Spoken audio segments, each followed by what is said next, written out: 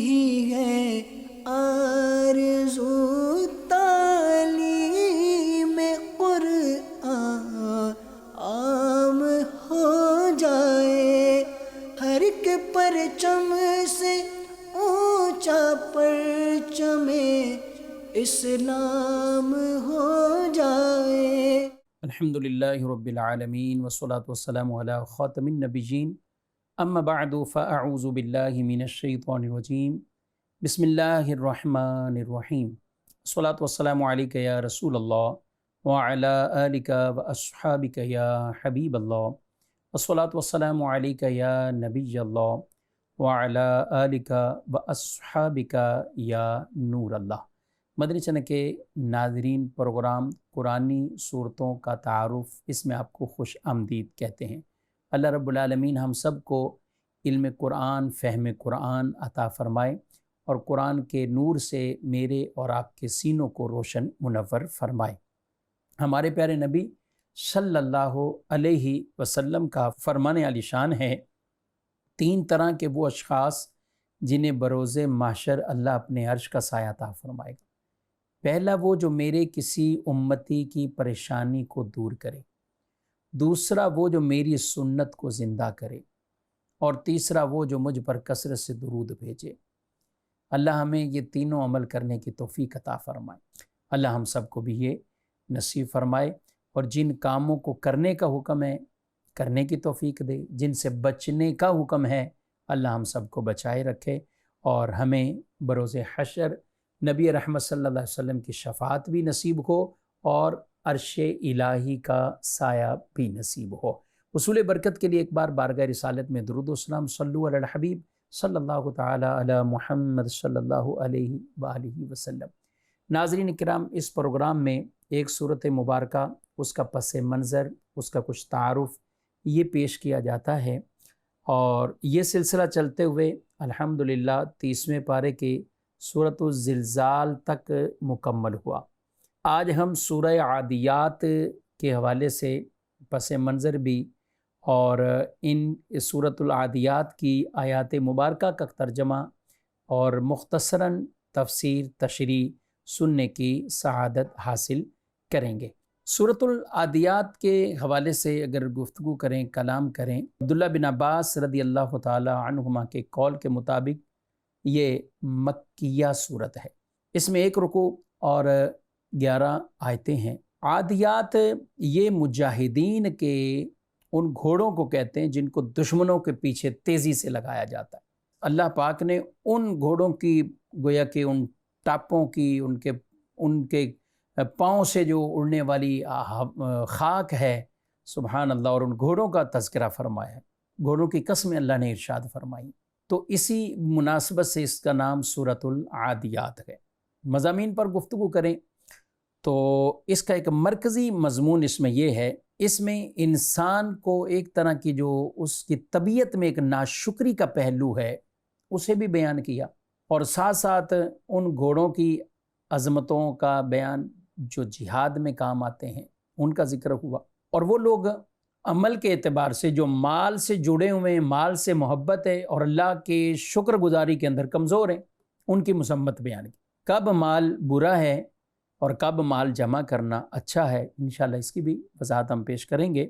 سورۃ الزلزال اور سورۃ العادیات کی مناسبت کی اگر گفتگو کریں تو سورہ زلزال کی آخری آیتوں میں فرمایا گیا کہ ذرے برابر بھی کوئی نیکی ہے تو آدمی دیکھے گا، ذرے برابر کوئی گناہ ہے تو بھی اسے بھی آدمی دیکھے گا۔ اور یہاں اس صورت کے اندر اللہ تعالیٰ کی نعمتوں پر ناشکری کرنے والے، دنیا کو آخرت پر ترجیح دینے والے، آخرت میں لیے جانے والے حساب کی تیاری نہ کرنے والوں کی مذمت اور ان کی گویا کہ گرفت فرمائی۔ دونوں اعتبار سے ان صورتوں میں یہ مناسبت پائی جاتی ہے۔ وہاں چھوٹی سے چھوٹی نیکی کے بارے میں کہا گیا کہ وہ آدمی دیکھے گا، اور گناہ ہے تو وہ بھی آدمی دیکھے گا، اور یہاں دیگر اعتبار سے وہ کلام فرمایا گیا۔ تو بڑھتے ہیں آیت مبارکہ اس کے کچھ ترجمہ اور تفسیر کی طرف۔ آیت نمبر 1 اور 2 میں اللہ پاک ارشاد فرماتا ہے، بسم اللہ الرحمن الرحیم، وَالْعَادِيَاتِ ضَبْحًا فَالْمُورِيَاتِ قَدْحًا، ان گھوڑوں کی قسم جو ہانپتے ہوئے دوڑتے ہیں۔ پھر سم مار کر پتھروں سے چنگاریاں نکالنے کی، یعنی جو پتھروں پر بھی جو چلنے والے ہیں، اور جب گھوڑوں کی وہ ٹاپیں اور ان کے پاؤں کے نچلا حصہ اور جب وہ پتھروں پر ہے تو وہاں سے بھی ایک جیسے آگ یا چنگاریاں نکلنا، تو اللہ پاک نے ان کی قسم ذکر فرمائی۔ اب ان گھوڑوں کی قسم ذکر کی ہے جو مجاہدین اور غازی جن کو استعمال کرتے ہیں۔ سبحان اللہ، ایک بات عرض کروں کہ اگر گھوڑے پر کوئی غازی ہے، کوئی مجاہد ہے، تو وہ گھوڑا بھی اتنی شان والا ہے کہ اس کی قسم اللہ ذکر فرما رہا ہے، کیونکہ اس پر جو سوار ہے وہ شان والا ہے، مجاہد ہے، اللہ کی راہ میں جہاد کرنے والا ہے۔ علماء تفسیر نے کچھ گفتگو فرمائی اور کچھ یہ نکات بھی لکھے کہ رسول مکرم صلی اللہ علیہ وسلم کو اپنے کندھوں پر سوار کر کے بٹھا کر صدیق اکبر رضی اللہ تعالیٰ عنہ غار ثور تک پہنچے، تو جن کے کندھوں پر حضور سوار ہیں ان کی شان کتنی؟ اچھا، اس گھوڑے کی شان ہے جس پر مجاہد اور غازی سوار ہیں، اس کی شان بہت ہے، تو جن کے کندھوں پر نبی پاک صلی اللہ علیہ وسلم سوار ہیں ان کی شان کتنی؟ حضور اکرم صلی اللہ علیہ وسلم اپنے کندھوں پر حسنین کریمین کو بٹھاتے تھے، حضور کی شان، اور پھر جو سوار ہیں ان کی شان، اللہ اکبر۔ میرے نبی صلی اللہ علیہ وسلم کی تعظیم توقیر تو یوں بھی صحابہ بجا لاتے کہ حضور اگر کہیں سر مبارک رکھ کر آرام کر رہے ہیں کسی کی ران پر، جیسے حضرت مولا کائنات حضرت علی رضی اللہ تعالیٰ عنہ کی ران پر سر مبارک رکھا، حضور آرام کر گئے، تو جو حضور صلی اللہ علیہ وسلم کی خدمت میں اس طرح حاضر ہوتے، تو اس طرح کے کئی نکات بھی بیان فرمائے گئے۔ پتہ چلا کہ نسبت ہو جائے تو پھر شان مرتبے بلند ہو جاتے ہیں۔ بظاہر گھوڑا تو عام گھوڑا ہے، مگر جب اس پر مجاہد اور غازی سوار ہو جائیں تو پھر اس کی شان اور اس کا مقام مرتبہ بہت بلند بالا ہے۔ تو گھوڑے کی جو آواز نکلتی ہے، ہانپتے ہیں، یعنی جب سانس چڑھ جاتا ہے اور اس کا سانس تیزی سے چلتا ہے، اور تیزی سے سانس میں جو آواز نکل رہی، اللہ اس کی بھی قسم ذکر فرمائے۔ جس آدمی کی سانسیں تیز ہو جائیں راہ خدا میں، عبادت کرتے ہوئے، قرآن پڑھتے ہوئے، تلاوت کرتے ہوئے، ذکر کرتے ہوئے، تو ان کی سانسوں کا عالم کیا ہوگا؟ ایک گھوڑے کی سانس کی اللہ قسم ذکر فرمائے، کیونکہ وہ سانس اللہ کی راہ میں جو سوار ہیں وہ اللہ کی راہ میں جائے۔ فالموریاتی قدحا، پھر سم مار کر پتھروں سے چنگاریاں نکالنے کی، چنگاریاں نکالنے والوں کی، یہ بھی گھوڑے کی مراد، اس سے گھوڑے ہیں جو پتھریلی زمین پر چلتے ہیں اور پھر ان کے پاؤں سے، ان کی پاؤں کی ٹاپوں سے جو پتھر سے ٹکرانے سے جو چنگاریاں نکلتی ہیں۔ آگے فرمایا فالمغیرات صبحا فأثرن به نقعا فوسطن به جمعا، پھر صبح کے وقت غارت کر دینے والوں کی، پھر اس وقت غبار اڑاتے ہیں، پھر اسی وقت دشمن کے لشکر میں گھس جاتے ہیں۔ یہاں ان گھوڑوں کا ذکر کیا گیا کہ جو صبح کے وقت اسلام کے دشمنوں پر حملہ کر دیتے ہیں، پھر اس وقت دوڑتے ہوئے غبار اڑاتے ہیں، پھر اس وقت دشمن کے لشکر میں گھس جاتے ہیں۔ اب یہ مجاہدین اسلام جن کے بارے میں وہ رات بھر سفر کرتے تھے، پھر صبح کے وقت یہ حملہ کرتے تھے۔ اور یہ بھی ایک اسلام کی خوبی ہے، جب سامنے والا اس طور پر تیار نہیں تو رات کو حملہ نہیں، حملے کا جو ایک طرح کا انداز ہوتا تھا وہ صبح کے وقت ہوتا تھا۔ صبح کے وقت اسے قرآن نے اس طرح بیان بھی فرمایا۔ تو صبح کا وقت ویسے ہی مبارک ہے، رزق کی تلاش کے لیے بھی مبارک ہے، کاروبار کے لیے، دیگر ورد وظیفے، یعنی ایک پرسکون ماحول ہوتا ہے، ایک بھاگ دوڑ والا وہ ماحول نہیں ہوتا عام طور پر۔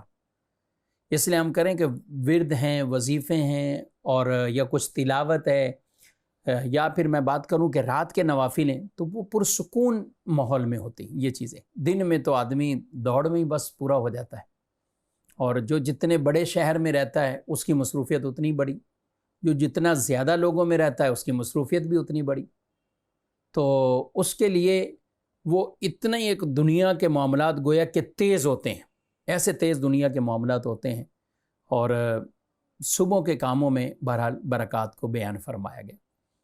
جو لوگ صبح سوتے رہتے ہیں، حالانکہ رزق کی تقسیم صبح کے وقت ہے، اور ہم بات کریں اور بڑے شہروں کی بات کریں، ایک تعداد ہوتی ہے، اللہ ماشاء اللہ، جنہیں نصیب ہے نماز پڑھنا، جنہیں نصیب ہے تلاوت کرنا، مگر کئی گھر اور لوگ ایسے ہیں کہ جن کے صبح کا وقت وہ اس کو شمار ہی نہیں کرتے کہ ہم نے صبح 5:30 بجے جن اوقات میں فجر کی نمازیں ہیں جس شہر میں جو رہتے ہیں تو اس کے مطابق وہ فجر کے وقت کو گویا کہ وہ شمار ہی نہیں کرتے. وہ رات کو 2 بجے سو رہا ہے، 3 بجے سو رہا ہے، 1 بجے سو رہا ہے، 12 بجے سو رہا ہے، وہ اپنے ٹائم کو نوٹ کر رہا ہے. 7:30 بجے اٹھنا ہے، 8 بجے وہاں پہنچنا ہے، جانا ہے، 8:30 اٹھنا ہے، 9 بجے ڈیوٹی پہ پہنچنا ہے.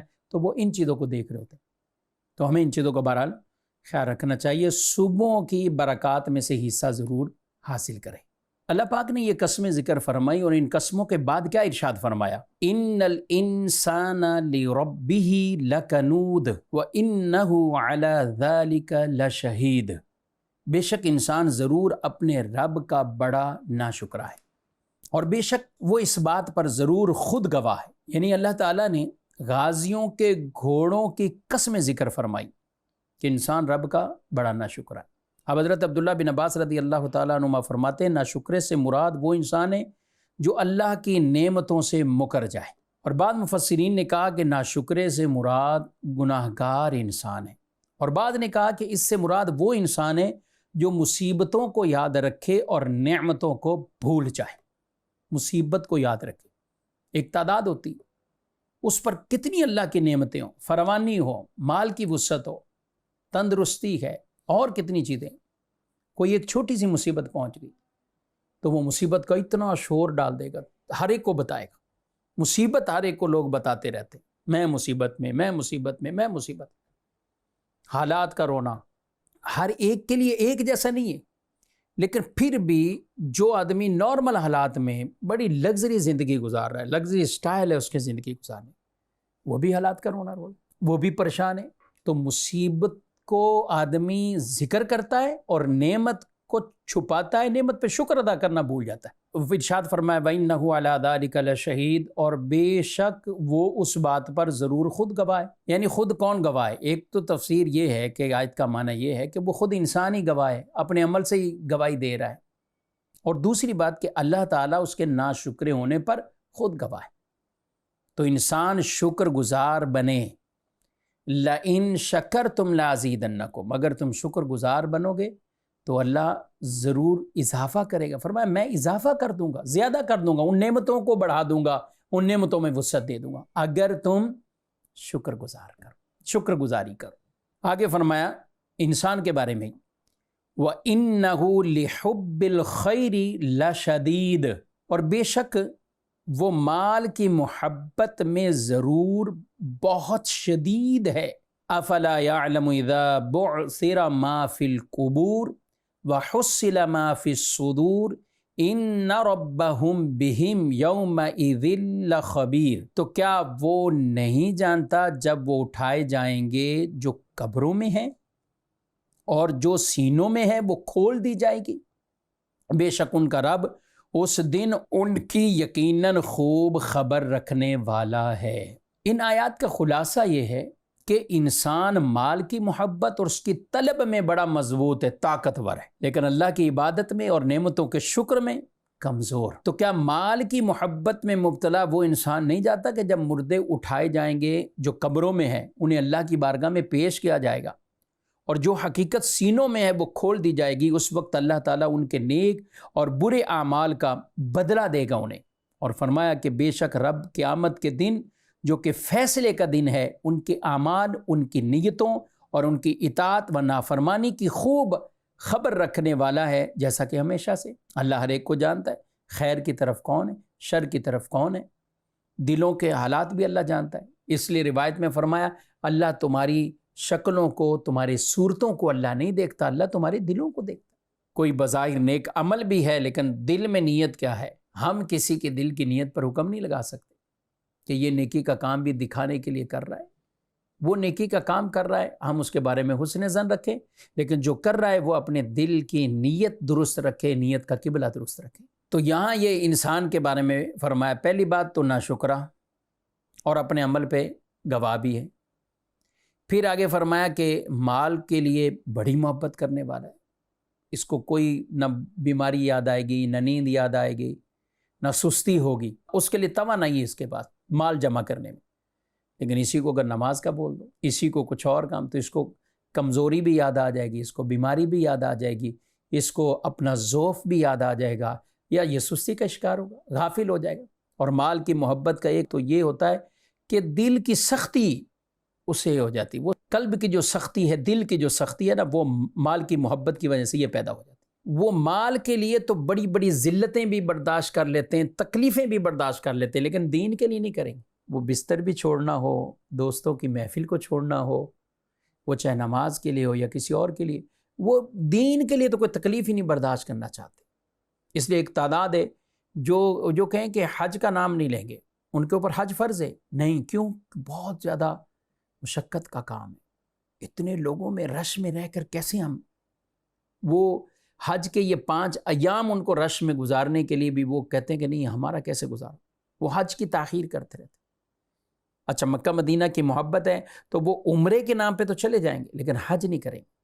میں ہر ایک کی بات نہیں کر رہا، جس پر فرض ہے میں اس کی بات کر رہا ہوں کہ وہ ان تکلیفوں کو آڑے نہ لائیں، وہ عذر نہ بنائیں۔ یہ بھی ایک طرح کی جن کے دلوں میں مال کی محبت ہے، ان میں جو خرابیاں پیدا ہوتی ہیں کہ دین کے حوالے سے وہ کوئی بھی تکلیف برداشت نہیں کرے گا، اور مال کے لیے وہ ہر طرح کی تکلیف برداشت کرے گا۔ وہ نیند کو بھی قربان کرے گا، وہ دوستوں کو بھی کرے گا، کوئی شادی بیاہ چھوڑنا پڑے وہ شادیاں بھی چھوڑ دے گا، لوگوں کی اور محفلیں چھوڑ دے گا، اگر اس کا مالی فائدہ کہیں اور ہے۔ لیکن اگر یہی دین کے لیے اسے کہا جائے کہ یہ چند چیزیں چھوڑ دو یا یہ چھوڑنی پڑیں گی، کبھی نہیں مانیں گے۔ تو یہ کیا ہے؟ یہ مال نے اس کے دل کے اندر یہ سختی پیدا کر دی۔ مزید جو اثرات پیدا ہوتے ہیں مال کی محبت سے، انسان مال کی محبت کی وجہ سے بخیل اور ممسک ہو جاتا ہے، یعنی روکنے والا ہو جاتا ہے۔ اور مال کی محبت میں اور دنیا کو طلب کرنے میں اور دنیا کو دین پر ترجیح دینے میں، یہ ہر اعتبار سے اس کے پاس قوت طاقت موجود ہے، مگر اللہ کی محبت میں، اس کی نعمتوں کو شکر ادا کرنے میں یہ کمزور بن کے رہتا ہے۔ اللہ اکبر۔ یہ بھی مال کے برے اثرات ہیں۔ اور ایک یہ ہے کہ مال کی محبت کی وجہ سے مال اللہ کی راہ میں خرچ کرنے سے اس کا دل تنگ ہوتا ہے، لیکن کمانے سے اس کی تنگی نہیں ہے، وہ اور کماؤ اور کماؤ۔ ہم کمانے کی مذمت نہیں بیان کر رہے، حلال کمائیں جتنا کمانا ہے۔ مالدار صحابہ کرام تھے، بڑے بڑے صحابہ بھی جن کے نام میں مال تھا ان کے پاس، اور بڑے مالدار تھے، مگر مال سے ایسا دل نہیں لگایا کہ وہ مال اللہ کی راہ میں خرچ نہ ہو، بلکہ وہ تو اتنا بارگاہ رسالت صلی اللہ علیہ وسلم میں مال پیش کرتے تھے، جب بھی حضور پکارتے تھے کہ نبی پاک صلی اللہ علیہ وسلم ان کے اموال کو دیکھ کر راضی خوش ہو جاتے تھے۔ اتنا مال انہوں نے اللہ کی راہ میں دے دیا۔ تو اس لیے مال کی محبت یہ پیدا نہ ہو کہ انسان کو وہ دین سے دور کرے، بلکہ دین سے اور قریب کر دے۔ بلکہ بعض مال تو بڑے محبوب ہوتے ہیں، وہ مال کی محبت تو حب ایمانی کہہ لیں۔ فرمایا کیسے؟ کہا کہ جیسے حج وغیرہ کے لیے کہ حج کرنے جاؤں گا اس مال سے، فقراء کی مدد کروں گا، اپنے جن کے خرچے ذمے لازم ہیں ان کے وہ ادا کروں گا۔ تو یہ تو ایک طرح کے اسلامی تقاضا، ایمانی تقاضا ہے یہ والی حب کا، کہ مال اتنی محبت سے اتنا تو کمائے کہ آدمی اپنے خرچے اٹھائے، جس کے خرچے لازم ہیں ان کے اٹھائے، اور جہاں اللہ کی راہ میں دینے اور کمزوروں اور ضعیفوں پر خرچ کرنے کے لیے یہ محبوب عمل ہے۔ اور ایک ہے حب نفسانی، یعنی نفس کے لیے مال کی محبت، آرام راحت کے لیے مال کی محبت پیدا کرنا۔ ایک ہے حب طغیانی، کہ محض جمع کرنے اور چھوڑ جانے کے لیے مال سے محبت، یعنی ایسے لوگ وہ ہوتے ہیں کہ جن کو خود بھی کھانا نصیب نہیں ہوتا، جمع کرتے کرتے کرتے کرتے وہ دنیا سے چلے جاتے ہیں، یا کہیں ادھر پلاٹ ادھر پلاٹ، ادھر ادھر ادھر، اتنی پراپرٹی ہیں ان کو خود بھی نہیں پتا ہوتا ان کے پاس مال کتنا ہے۔ لیکن جس نے جمع کیا جواب تو وہ دے گا نا، سوال تو اسی سے ہونا ہے۔ بعد والے تو عیش عشرت کرتے ہیں، لوگ بولتے ہیں شاید میری اولاد بعد میں صدقہ جاریہ کر دے گی، میرے لیے مسجد بنا دے گی۔ میں ایسوں سے بعد اوقات کہتا ہوں، آپ نے اپنے ہاتھوں سے مال کمایا ہے، آپ کو زندگی میں خرچ کرنے کا دل نہیں کر رہا، تو جن کو فری میں ملے گا، وراثت میں ملے گا، وہ ان کو کیا آپ یہ سمجھتے ہیں کہ آپ کے بعد وہ لینے لگا دیں گے خرچ کرنے کی؟ تو اس لیے زندگی میں اللہ نے مال دیا ہے، ہمت کر کے اپنے لیے صدقہ جاریہ بھی کریں، اس مال کے حق ادا کر دیں۔ زکاتیں نہیں دیں تو زکاتیں ادا کر دیں، کیونکہ ان کے حساب پھر اسی نہیں دینا جس کا یہ مال تھا، جس کا یہ مال تھا، کہاں سے کمایا، کہاں خرچ کیا۔ اور روک کے جانے والے بعض اوقات زندگیاں گزار دیتے ہیں چھوٹی چھوٹی جگہ پر۔ ہاں، اللہ پاک کی طرف سے یہ بھی ہے کہ اگر اللہ نے مال دیا ہے تو اس کی نعمتوں کا اظہار تمہارے اوپر نظر آئے، تمہارے لباس سے ایسا نہ لگے بالکل یتیم مسکین فقیر آدمی، یا اتنا دیا ہے کہ آپ وسعت والا گھر لے لیں۔ اچھا، وسعت والا گھر یہ اللہ کی نعمتوں میں سے، اچھی سواری یہ نعمتوں میں سے، تو یہ چیزیں بھی ایک طرح کا اچھا رزق ہے. تو یہ اللہ کی نعمتیں ظاہر ہوں، اللہ کو یہ پسند ہیں کہ اللہ کی نعمتیں تمہارے اوپر ظاہر، لیکن اس میں تکبر نہ ہو، اس میں دکھلاوا نہ ہو، اس میں کوئی ایسے عمل نہ ہو کہ جس سے دوسروں کی تحقیر کی جا رہی ہو، ایسے عمل شامل نہ ہو. تو یہ تو حب طغیانی. اور ایک ہے حب شیطانی، یعنی مال جمع ہی گناہ کے کام کے لیے کر رہے ہیں، کہ مال جمع کر رہے ہیں اس کو گناہ کے کاموں میں خرچ کرنا. کئی لوگ پورا ہفتہ کام کرتے ہیں، پھر عیاشیاں کرتے ہیں. وہ سینمے گھر میں چلے جائیں گے، شراب نوشی میں پڑ جائیں گے، کسی اور طرف پڑ جائیں گے. تو لہذا جو محبوب طریقے ہیں وہ اس ذریعے سے مال لیا بھی جائے، جمع بھی کیا جائے اچھی نیت سے، لیکن گناہ کے کاموں میں اور نفسانی چیزوں سے اپنے آپ کو بچایا جائے. آگے فرمایا افلا یعلم اذا بعثر ما فی القبور، تو کیا وہ نہیں جانتا جب وہ اٹھائے جائیں گے جو قبروں میں ہیں، وحصل ما فی الصدور، اور جو سینوں میں ہے وہ کھول دی جائے گی. یعنی قبروں سے اٹھایا جائے گا اور بعد میں جو کچھ ہے وہ ان پہ کھول دیا جائے گا، اور ان سے مراد ان صحیفوں میں جو کچھ لکھا ہوا ہے اس کو ظاہر کر دیا جائے گا.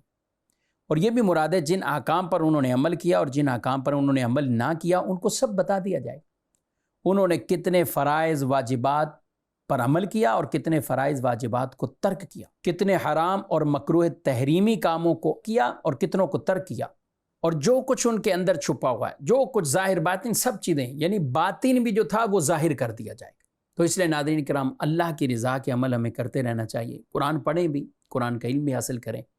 قرآن کا نور یہی ہے کہ ہم قرآن پڑھنے والے بھی بن جائیں، تلاوت کرنے والے بھی بن جائیں، قرآن سمجھنے والے بھی بن جائیں اور قرآن پر عمل کریں. اللہ ہمیں قرآنی احکامات پر عمل کی توفیق عطا فرمائے.